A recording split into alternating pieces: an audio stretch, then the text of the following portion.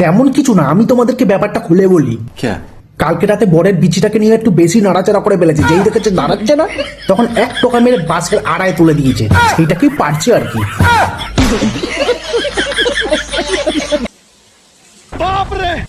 লাঠি দিয়ে খোঁচানোর কি দরকার, ওই খাম্বা দুটো দিয়ে ছুঁড়ে মারো না, পক করে পড়ে যাবি।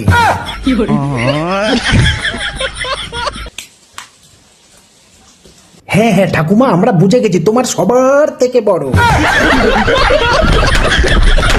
নাড়ানো বন্ধ হলে এবার বলো দাদুর বিচিটা কি পাড়া হলো?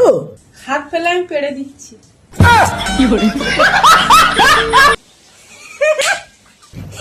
বুড়ি যদি তুলসীর মালাটা খুলে পেলো বানা, তুলসীর মালাটা খুলে তুলসীর মালার বদলে গলায় গামছা দিয়ে ওই মাচায় ঝুলে পড়ো বানা, তোমার বরের যেখানে বিচি ঝুলছে।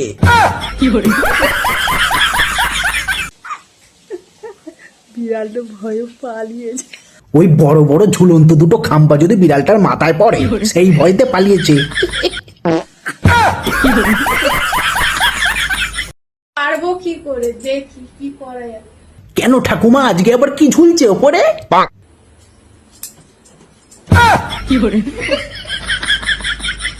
আবার নাড়াতে শুরু করে দিয়েছে। তুমি বানা কাজের থেকে নাড়াও বেশি জানো তো, এমনি বানা ঘোড়া পোড়া হালকা হয়ে গেছে, দেখো আবার বানা করলে না পড়ে যায়।